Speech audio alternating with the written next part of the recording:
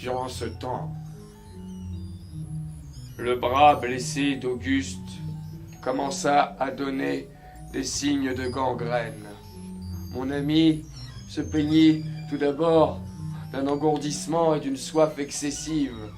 Puis, durant ces quelques jours, son bras devint entièrement noir depuis le poignet jusqu'à l'épaule.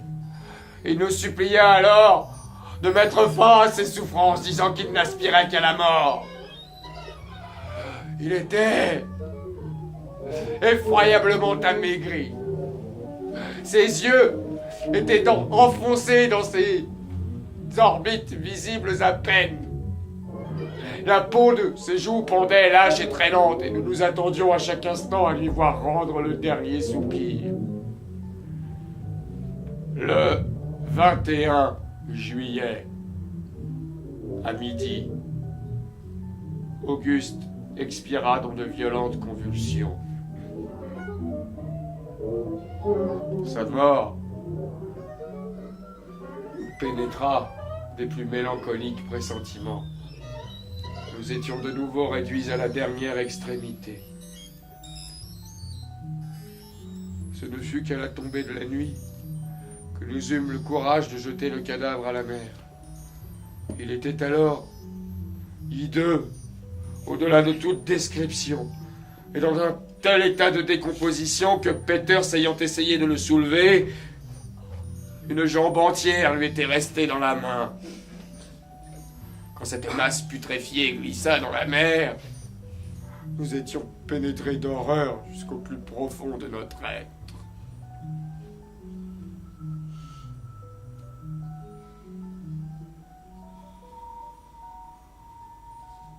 Ce fut au point du jour suivant que nous vîmes tous les deux au même instant une voile à l'est et qui venait évidemment vers nous.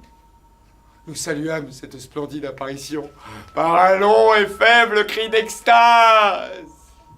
Et nous nous mîmes à faire tous les signaux possibles et même à crier de toute la force de notre voix, bien que le navire était encore à une quinzaine de milles environ. Il continuait à se rapprocher de notre coque. Et 1 heure après que nous l'eûmes découvert, nous pouvions facilement distinguer les hommes sur le pont. Nous éprouvâmes alors une forte angoisse, car nous ne pouvions nous imaginer qu'on ne nous vit pas. Et nous tremblions que la goélette voulut nous abandonner à notre sort et nous laisser périr sur les débris de notre navire. Cependant, nous étions, grâce à Dieu, heureusement destinés à nous tromper, car bientôt nous aperçûmes un mouvement soudain sur le pont du navire étranger qui hissa immédiatement pavillon anglais. 1 demi-heure après, nous étions à son bord. La goélette était la Jane Guy de Liverpool, Capitaine Guy. Parti trafiquer dans les mers du Sud et le Pacifique. La Jane Guy était une goélette de splendide apparence. Elle possédait 35 hommes, tous bons marins. Le Capitaine Guy possédait une remarquable expérience de tous les négoces du Sud. Et il était copropriétaire du navire et il avait un pouvoir discrétionnaire pour embarquer toute cargaison qu'il pourrait se procurer facilement. Il y avait à bord, comme cela est d'usage dans ces sortes d'expéditions, À bord de la Jane Guy, des colliers, des miroirs, nous fûmes traités avec toute la bienveillance que requérait notre déplorable état. des haches, des cognets, Et bientôt, des scies, tout le passé des herminettes, nous apparut plutôt comme un rêve effrayant, des gauges, d'où des le réveil billes, des lignes, nous avait heureusement arrachés. des râpes, des marteaux, des clous, des couteaux, des ciseaux à découper, des rasoirs, En une quinzaine de jours au moins, du fil, de nous la fûmes complètement faïence, remis. Il m'était, calicot, à présent, impossible de la bijouterie cognée, de faire le total des misères que j'avais endurées. et autres articles de même. Tout ce que je sais, c'est que, au fur et à mesure que se produisaient ces événements, j'étais toujours intimement convaincu que la nature humaine était incapable d'endurer la douleur à un degré au-delà Les aventures d'Arthur. Il entrait primitivement dans les intentions du capitaine Guy de pousser vers le pôle sud. Conséquemment, durant les mois qui suivirent, nous cinglâmes continuellement dans cette direction. Le 26 décembre 1827. À midi. Nous aperçûmes quelques grosses îles de glace avec une banquise qui n'était pas à vrai dire d'une étendue très considérable. Mais au 1er janvier 1828, À midi. nous en étions complètement environnés et notre perspective était en réalité fort triste. Nous essuyâmes une tempête qui souffla de l'est toute la matinée jusqu'au soir. Puis une vaste banquise s'ouvrit en face de nous et nous pûmes nous frayer un chemin jusqu'à la mer libre. Le 2 janvier 1828,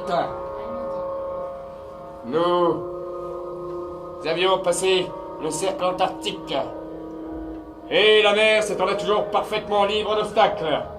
Nous filâmes hardiment vers le sud.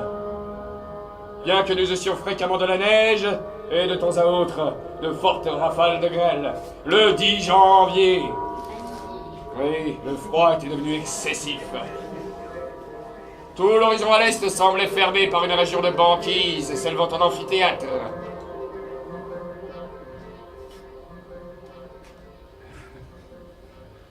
Le soir, nous aperçûmes quelques blocs de bois flottant à la surface. Et au-dessus planait une immense quantité d'oiseaux. Nous leur tirâmes quelques coups de fusil et l'un d'eux, un gros oiseau bleu du plus brillant plumage, nous fournit une nourriture excellente. Nous pêchâmes aussi une espèce d'animal d'un aspect très singulier, avec 4 jambes très courtes et les pieds griffus, d'un écarlate brillant et ressemblant fort à du corail. Le corps était entièrement revêtu d'un poil soyeux et uni, parfaitement blanc. La queue était effilée comme une queue de rat. La tête rappelait celle du chat, à l'exception des oreilles, rabattues et pendantes comme des oreilles de chien. Les dents étaient du même rouge vif que les griffes.